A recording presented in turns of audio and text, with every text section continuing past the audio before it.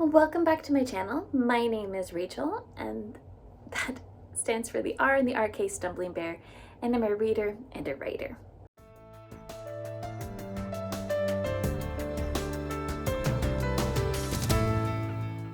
And today I am doing the Give Yourself Grace writing tag. The original creator of this is Morgan Lee, and I will link her video down below. Longtime viewers of the channel are used to me saying that I am a reader and a writer. This channel is typically more booktube related and I talk about what I'm reading, but I do like to write things. I am not a published author myself, and we can probably dig into some of that right now. I forgot to say that this tag is come up on my list, and I think it's just kind of perfect timing because in the month of May, I had planned to kind of devote to a drafting month, and that quickly did not happen. So question number one, what are the things that are overwhelming you? And this can be writing related or personal, depending on what I want to share. And to start off, I am going through seasonal depression. I have seasonal depression from about February to the end of June, and I, especially in May, don't want to do anything, even reading. And this is the time of year that I tend to watch a lot of TV and just play a lot of games on my phone, puzzle games. Like I ended up finding Minesweeper, and I have been just kind of playing that nonstop. So, and you can say that I'm not using my time very wisely. I'm also a little overwhelmed because I'm thinking that I have overextended myself in some different activities that I have chosen to do. I'm also applying to go back to school for the fall. We'll see if that happens. This is also the time of year that I'm just always dissatisfied with my job. I've worked there for 8 years, and it's always in the spring. I'm like, I hate my job. I want to do something different, but I don't really have the energy to apply for new positions. Probably definitely just allowing other things to get in my brain ahead of choosing to write. Question number two, evaluate the expectations. From the things that I listed, is there anything that I can remove? And not really. I am actually pretty good about keeping things pared down. So even though I said in the first one, I kind of feel like I've overextended myself, in reality, I haven't. It's just this time of year and the seasonal depression makes everything seem worse. And it's very easy for me to just start going through and going, I want to quit this, I want to quit this, I want to quit this, I want to quit this. Whereas in the fall, I will be in a better mental frame of mind and I have the capacity to do it. I already know that. So in the fall, I tend to have more of a desire to write. 3, establishing boundaries. Saying no is sometimes difficult, but necessary. And then what are some boundaries I want to put into place? I actually don't want to give myself any boundaries right now. I want to more open myself up and allow myself to collaborate with other people. And I know that kind of seems counterintuitive. It means I'm filling up my time, so then I'm not writing, right? But I think right now I need more connection in the community, not less. I would like to join more writing sprints, especially like Ben Pick, JC Carpenter, TL Russ Lifestyle, Nia the Vixen. They all normally do evening writing things, which is when I'm home and I can do things. I mean, if I have a day off and it works, I like trying to catch S.D. Houston. I haven't quite caught Margaret Bernard yet, but I think that's just timing. I like participating in the Storyteller's Hearth weekend when I can. I use these events to kind of help me push into the motivation, I guess you could say. If there's any real boundaries I need to make a sign for my office door that says do not disturb and post it proudly when I'm working. You, my lovely viewers, don't ever see this because I edit it out, but my husband very often will knock on the door and just walk on in. even if I've told him I'm going to be filming, like there's so many times I'll be just in here and he'll knock and I'll be like, yeah, what? So that's the boundary I need to set, is for him to understand when I am working, he needs to actually let me have that time to work. That's not for him to interrupt me with his ideas. It's just leave me alone. Let me work. Question number 4, embrace the change. How has your writing changed for the better since starting this channel? Or how has this channel changed since starting this channel? And when I started this channel, I very much was planning to be a hybrid BookTube, Authortube channel and talk more about my writing process. And then I found at the very beginning that whenever I talk about my writing, that also is a barrier, because then I don't want to write. I've already talked the story. Getting back into the actual writing of it and cleaning it up is usually a lot harder for me. So that has been a big change, as I've pulled way back from talking about any of my writing, which is why if you're a newer viewer, you're probably like, oh wait, you actually do write? It's not just you say that you write. I do, except for this time of year, apparently. And I think in a way that my writing has gotten better is I've come to understand the genre expectations. Now this is where being a booktuber actually really does help. I like writing science fiction and fantasy. I primarily read science fiction and fantasy. And the things that I like to read are also kind of what I like to write. So I know my genres very well for what I want to write. So I know the beats and the story elements that are typical, and where I can thwart things or reverse expectations, whatnot. And that has made me a better writer. There's advice out there that says if you want to write, you need to read what the genre that you're writing in, so that you know those expectations.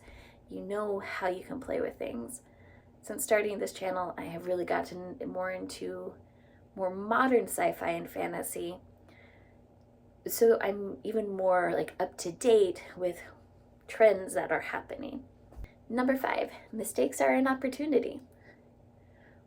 What mistake have you made in publishing, writing, or on Authortube that I have learned from, and hopefully other people can learn too?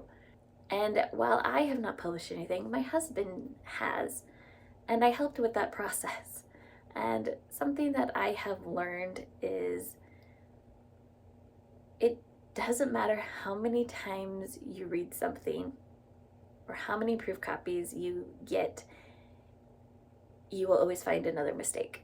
And it doesn't matter if you hire like a line editor, things still will get missed. That's just kind of how the human brain works. I think we had 3 or 4 proofs of his book. We were able to do that because of how Amazon turns around so fast.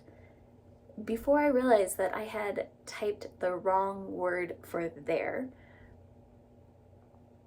Instead of THERE, I had typed THEIR. Now, as we were self-publishing, I could fix it before the book went live. But typos like that are just kind of going to be part of life. And yeah. I've also learned that when you're planning on publishing, give yourself lots of time, because everything's going to take longer than you think it will. Question number 6, self-compassion. What are 3 to 5 small wins that you have achieved today, this week, this month? And I cleaned the bathrooms tonight, actually, before filming this. And that is a huge win for me because, 1, I hate cleaning the bathrooms. And that is my chore, historically. But again, with depression, you don't really feel like doing anything. Another win is I successfully ran my neighborhood association meeting. At least I feel it was successful. Maybe other people would not think so. I don't know why I volunteered to be in charge this year, because I don't like being in charge. This is an opportunity for me to grow. I know this. You know, another win is I got 8 hours of sleep last night. And that was with having a rainstorm. So yes, I have small wins. And yeah, I do know how to like celebrate them.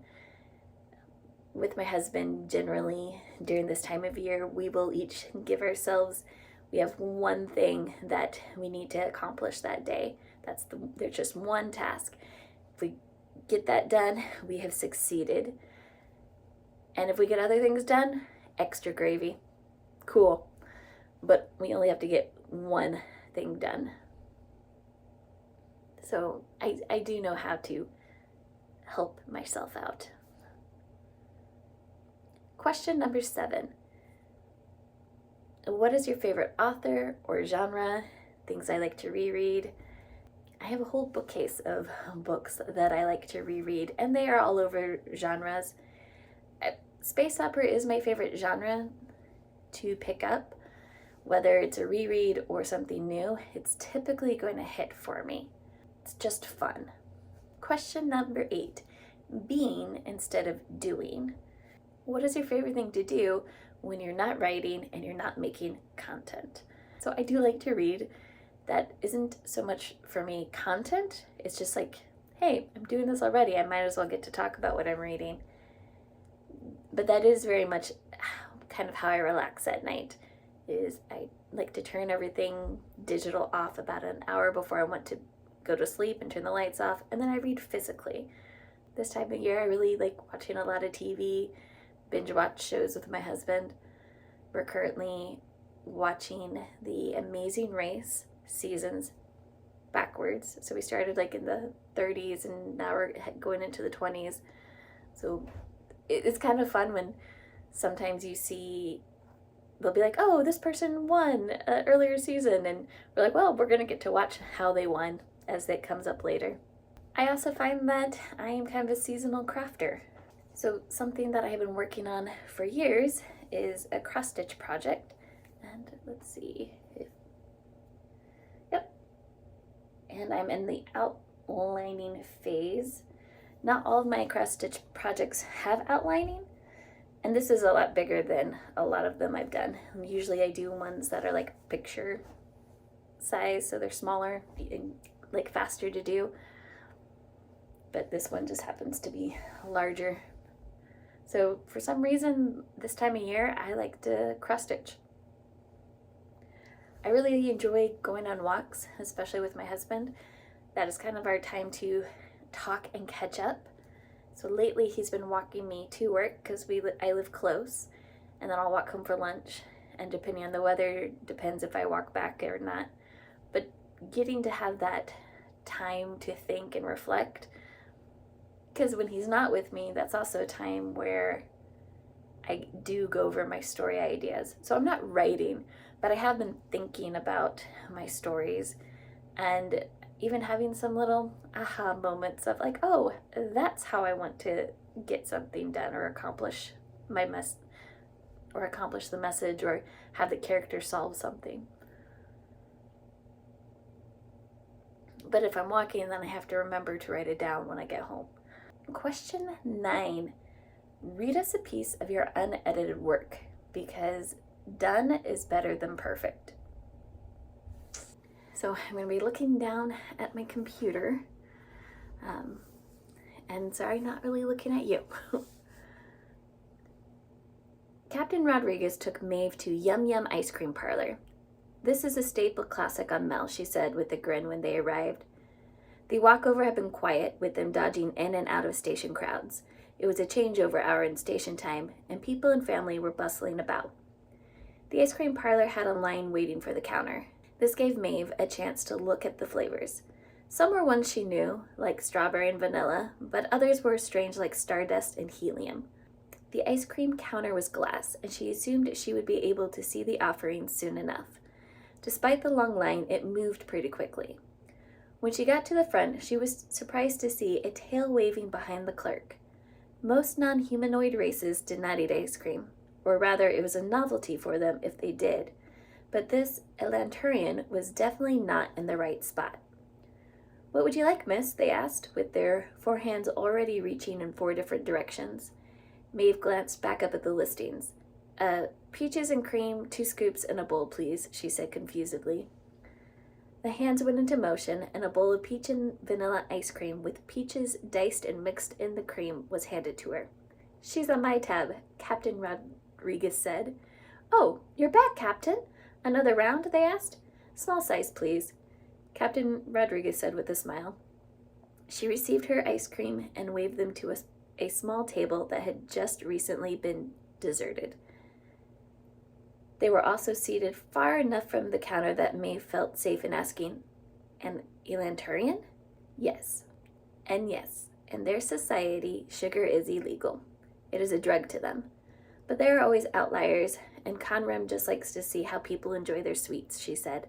"Oh," Maeve said and took a bite of her ice cream. "It's good." "Yes, I also like to use this spot for prospective interviews for a good reason. See, Conrem was once a resident of cargo ship 1813, not a worker. We are a prisoner transport. You probably remember from your classes that each member of the Federation has self-rule. However, no one can be executed for a crime unless it is an executable crime in every Federation member. That narrows things down immensely. Many Federation members were upset that they would be forced to pay and house prisoners that in the past they would have executed. So the Federation came up with an arrangement. Governments can use prisoner transports for prisoners they don't want to house themselves. Do you have any questions so far?" Maeve had begun to blink rapidly at prisoner transport, but she shook her head no. She wanted to see where this was going. "Great.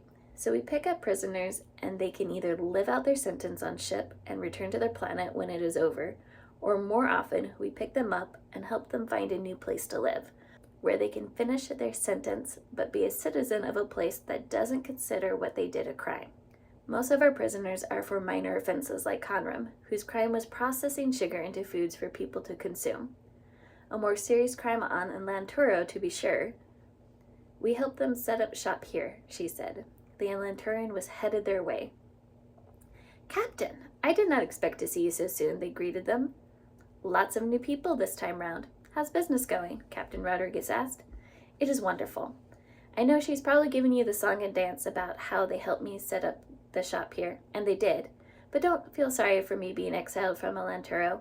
Many Elanturians come through, and some of them come to the shop and get something sweet. I always have something less potent for them. So really, I'm quite happy, which is probably why the captain keeps bringing her interviews here," they said. "Here are dorgies," the captain said, twirling her spoon in her ice cream. The Elanturian scoffed good-naturedly and left the bus tables. "Everyone as happy as them?" Maeve asked. "No.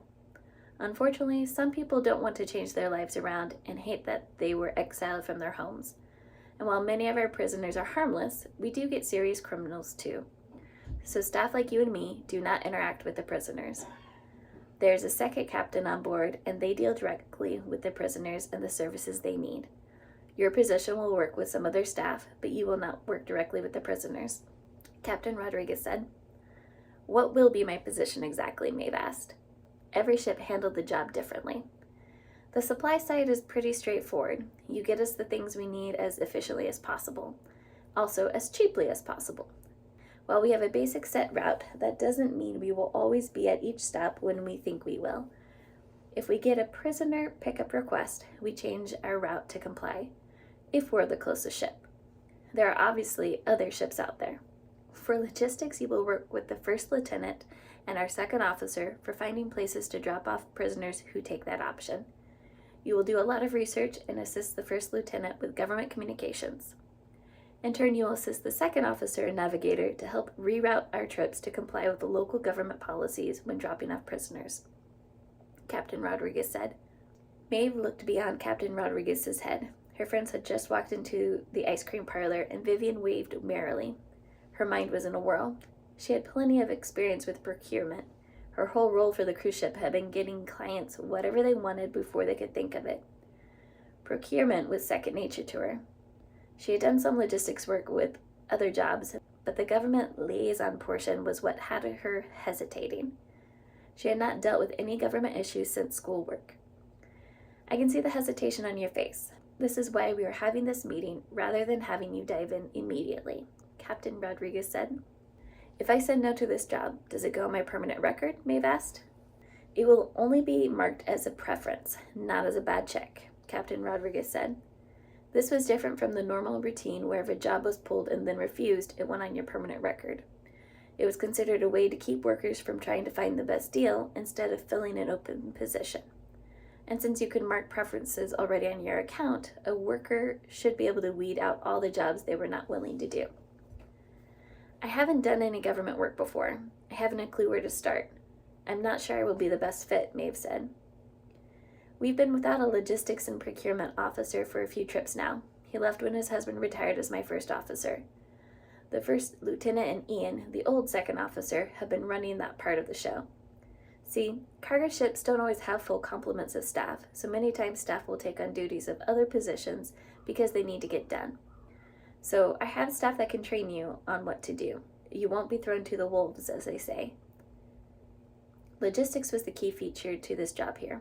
Technically, according to the Federation service, Maeve was ready for this type of position, and further work with logistics would make her more eligible for future assignments. But she had taken a good look at that ship entrance while waiting for the captain, and while everything that needed to be there was, it was not a prestigious-looking ship. Yet service work like prisoner transports, which did come up on almost everyone's work records, had other bonuses. At least that was the rumor. Anything else you can tell me about the job? Maeve asked. Food and board is covered. You will have a living stipend issued to your service account. You will have a contract from this station to Station Iris. No time or dates will be listed for the contract. So if you have a wedding to go to or a religious event, this job will not be able to work with that. At Station Iris, you will have 2 weeks leave where you can room on ship or off as you wish. I reviewed your record on the way here, and I can almost guarantee that you will get a contract offer based on your work history. Unless you are a bad apple. I'm not going to lie. This position will set you up for any other position you might ever want in your career, Captain Rodriguez said. Maeve looked around the ice cream parlor, noticing the wear and tear. How long have you been doing this? Maeve asked. 15 years. I started as the first officer and worked up to captain, she said. 15 years? What about this job do you love so much? Maeve asked. The captain laughed. First, I don't have any living family anymore, so no one needs me to come visit. Second, I like to be constantly on the move and see new things. Third, I get to fight pirates occasionally. Fight pirates? Maeve asked, alarmed. Occasionally. Sometimes pirates think they can break their friend out of prison. Don't look too worried. It's mostly the guard crew that fights. Our ship sections off in case of emergencies, Captain Rodriguez said. I'm not sure if you are selling me on the idea of working for you or not, Maeve said. I'm not trying to convince you to work on the ship. You should know your comfort boundaries by now. Maeve glanced over at her friends, sitting and chatting at a table. They knew that their close work relationship wouldn't last. They would all be headed in different directions. And while Maeve's family would love for her to visit, they could write instead. It would keep her head quiet. How long do I have to decide? Maeve asked. We undock tomorrow at 1600 station time. I'm going to take the night to think it over then. Perfectly reasonable. My contact info has been added to your list of contacts. You can also come to the ship with your answer. Captain Rodriguez excused herself just as the ladies finished getting their ice creams. They joined Maeve at the small table. So, who is that? What's going on? Nandy asked. It's a public service ship that requires an interview before officially offering me the job, Maeve said. Did you get the job? Vivian asked. I got the job offer. I'm thinking about it. Hey, you all haven't gone to the zoo yet, right? That is a portion of cargo ship, which is a work in progress. Which leads us to question number 10. Name one thing you love about yourself and one thing that you love about your writing. Something that I love about my writing is that I have so many stories that I want to tell. And I always feel like I know my characters before I start writing. I am very much a character-driven person. My characters are leading the story, not the plot. And something that I love about myself, man, Morgan, this is a hard one to throw at somebody. I love that I have reached the age where I don't give any fucks anymore. I have learned that there's no reason to get worked up and upset over every single thing, because one, it's just emotionally draining, and two, it's not actually solving anything. So because I don't give any fucks anymore, if something needs to be solved, I can just get straight into solving it, what I can do. This has been my Give Yourself Grace writing tag. If you have not done this before, you are now tagged because this is a lot of fun. But specifically, I think I would like to see Margaret Pernard do this. I would love to see Jen from Jen's Bookshelf do this. I don't know if she does tags, but I think that this is one that she should consider. I think Antonisha should do this as well. So yeah, I'm gonna go ahead and tag those three specifically. But again, if you are a writer and you have not done this, think about it. It is very introspective, which that just kind of fits Morgan's personality. But thank you and have a great day.